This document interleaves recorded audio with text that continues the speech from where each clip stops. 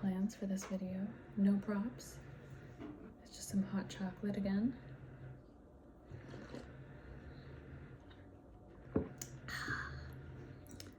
The laundry machine going in the background. Some dark, moody lighting here and here. And maybe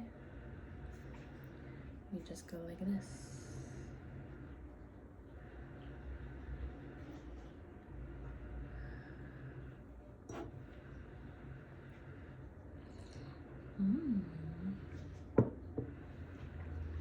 Maybe we do some breathing exercises. Feel your ribs here, and let them expand out.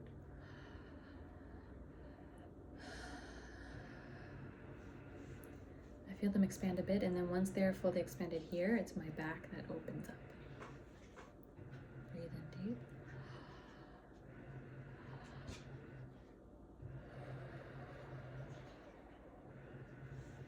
You can see my hands lifting a little bit.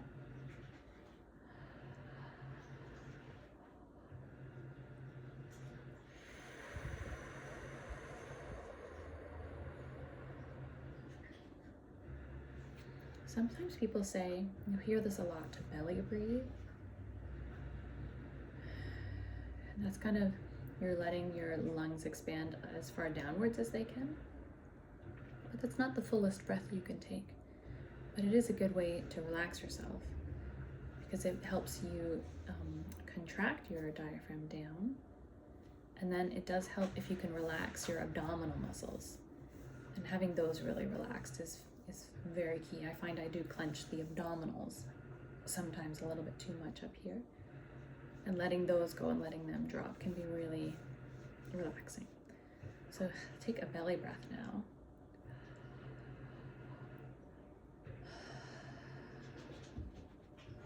Expanding your hands. Again.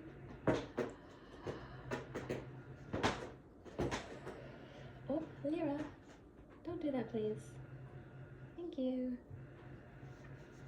So, if we can put that all together now, our belly and our hands all expanding for a really nice deep full breath.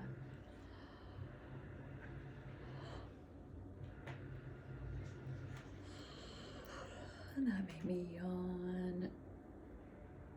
Sometimes I feel so tight in my lower rib cage that gets really jammed up, those intercostal muscles. So I'm going to try breathing into those by almost leaning forward. Trying to fill my back with air. Let's try that again.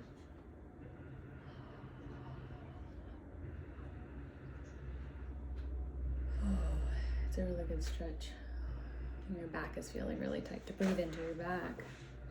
And the last one that I like to do is open this up. And it's probably, when I imagine opening this up, I actually breathe, relax something in my throat.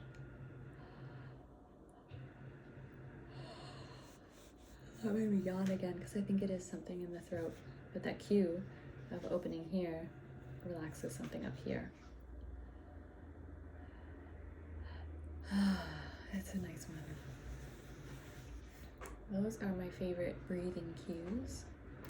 I have more breathing exercises we can do too. They're a little bit more engaged. So we can do, let's see, slowing down your exhale. So when you're feeling really stressed, you want to take deep breaths. Oftentimes breath in, deep breath doesn't relax you as much as a slow exhale. So let's add some resistance to our exhale. We're going to take our nice deep full breath in, and then we're going to, let's start by saying shh. Oh, speaking of shh, the cat is playing with a box there. It might be noisy. Well, we're going to say shh, and it might be a little loud. I might be saying it a little louder than that. And by adding that little bit of resistance, it's going to help us slow our exhale down. So take that deep full breath in everywhere. Oh, there's a bubble. Let's try that again. Breathe in. And then shh.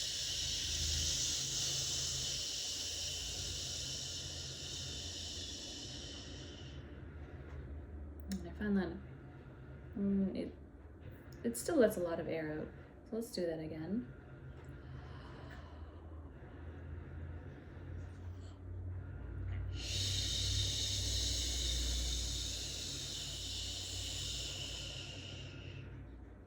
I find I'm not quite getting enough resistance with the shh, so I'm gonna go hissing. I'm gonna hiss this time and see if that helps make a little bit more resistance for this deep breath in.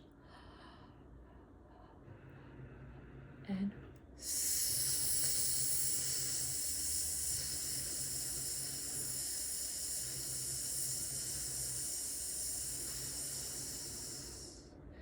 I felt more resistance that time, so I could keep a more stable stream of air the whole way through. Let's do it again. Hiss like a snake. Here we go. Big breath in.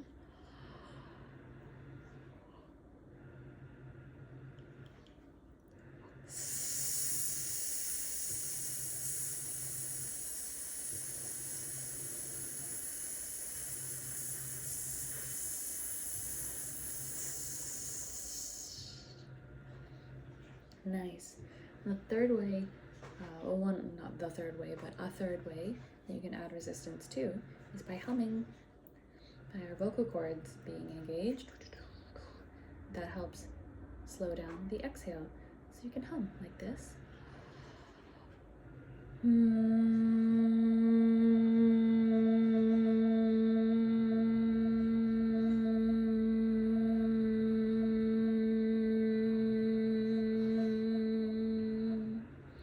That vibration also feels really good. Let's do that again.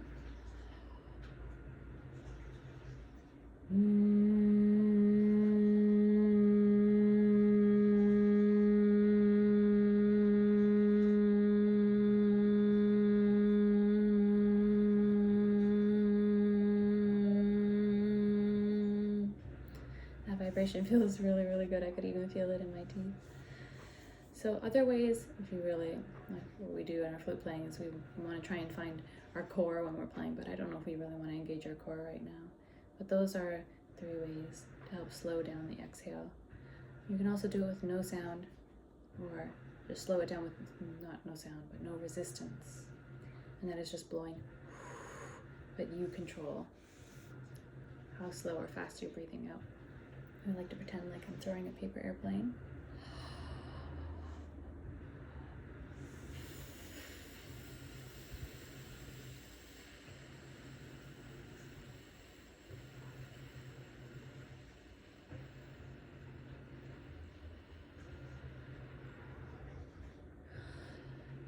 Keeping it really steady all the way.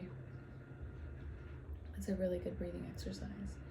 It helps you feel really calm. You can see. What is your pulse? Let's check our pulses now. I'm going to use a timer. We're going to do our pulse so you can stay lying down wherever you're comfortable, but see if you can feel your neck while using a little effort. And we are going to count our pulses for 1 minute, and the alarm is going to go off after 1 minute, and you just notice how many beats per minute it went. So I'm going to count my own in my head. You can count your own. I don't want to count out loud because it might get confusing. We've got the sound of the laundry machine in the background. So here we go. 1 minute, starting in 3, 2, 1, start.